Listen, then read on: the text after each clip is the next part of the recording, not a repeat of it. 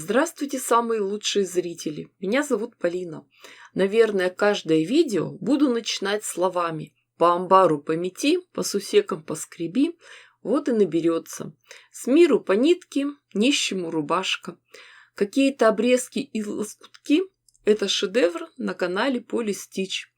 Черные ткани – это выпады кроя после пошива школьной формы. Ткани разного качества. Сами понимаете, в традиционном лоскутном шитье, в пэтчворке, именитые мастера даже и не посмотрят в сторону такой ткани. Для начала пересмотрим все обрезки и сразу вырежем детали. Сегодня в работе квадраты 10 на 10 сантиметров. Их надо будет 25 штук. И после прошлых пошивов остались небольшие кусочки ткани. Эти обрезки – просто идеальная находка для моей сегодняшней работы. На черные квадраты будем нашивать цветные кусочки на два противоположных угла под небольшим наклоном. При работе за швейной машинкой экономим нитки и время. Отшиваем сразу все заготовки. Прошили один квадрат, строчки закрепили, шьем следующий. Если мешают торчащие кусочки, их можно подрезать.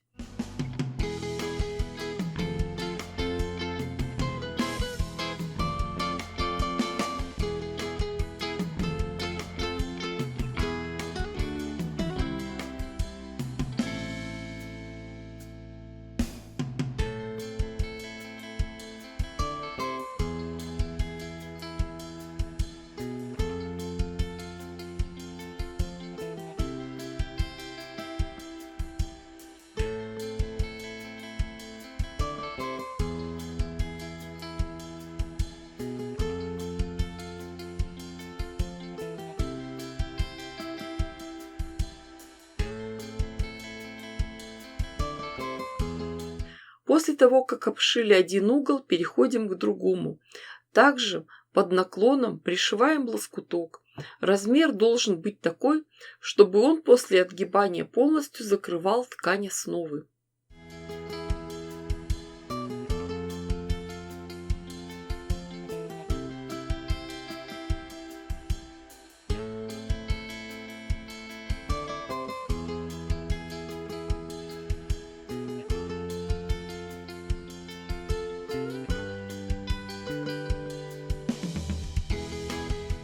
Следующий обязательный этап работы. Все заготовки надо тщательно проутюжить, чтобы цветные кусочки ровно легли. Остается только подровнять заготовки, отрезать лишнюю ткань. А теперь легко и просто, без лишних усилий и раздумий собираем узор. Самое главное – следить за направлением уголочков и сочетанием цветов. Сами понимаете, что вы можете взять любые другие цвета и ткани. Хорошо здесь будет смотреться блестящие тонкие шелковые подкладочные ткани. После того, как определились с раскладкой, приступаем к шитью. Сшивать будем гирляндой, сразу целыми рядами. Сначала соединим вместе квадраты первой и второй колонки, потом к ним будем пришивать следующие. Когда шьем, нитки не обрываем, собираем все гирляндой. Все детали у нас держатся на соединительных швах. Теперь остается только прошить это полотно по горизонтали. Но перед этим надо обязательно тщательно его разутюжить, подтягивая и расправляя все швы. Если этого не сделать сейчас, то потом расправить швы будет практически невозможно. При работе за швейной машинкой следите за направлением толстых швов в местах стыковки деталей, чтобы они были направлены в разные стороны.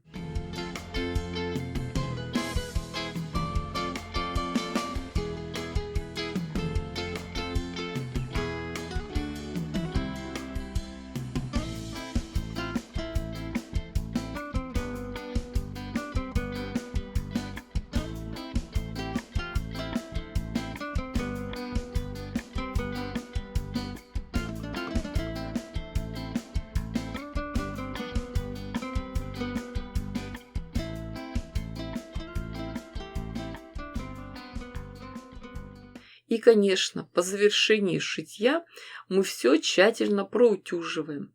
Получился очень интересный эффект сияющих, мерцающих звезд. Это потому, что ткани были цветные и с рисунком. Вы, конечно, понимаете, что эти блоки я сочиняю и рождаю по мере накопления материала. Подсобирались у меня нужные тканюшки, сшила новый блок. Так у меня потихоньку идет процесс работы.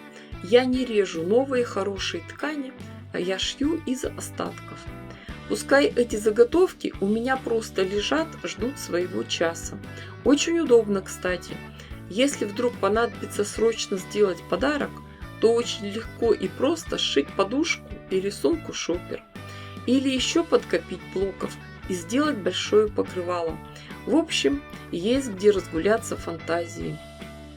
Девочки, дорогие мои, вы же понимаете, что я дала вам идею. Шейте, творите, вытворяйте. Не ждите чудес, чудите сами. Думаю, что у вас все получится гораздо лучше, красивее и интереснее, чем у меня. Ставьте классы, пишите комментарии. Жду вас всех в своих группах в ВКонтакте, Одноклассниках и на Рутубе. Огромное спасибо всем, кто поддерживает меня на Бусти. С вами была Полина. Всем пока-пока и до скорых встреч!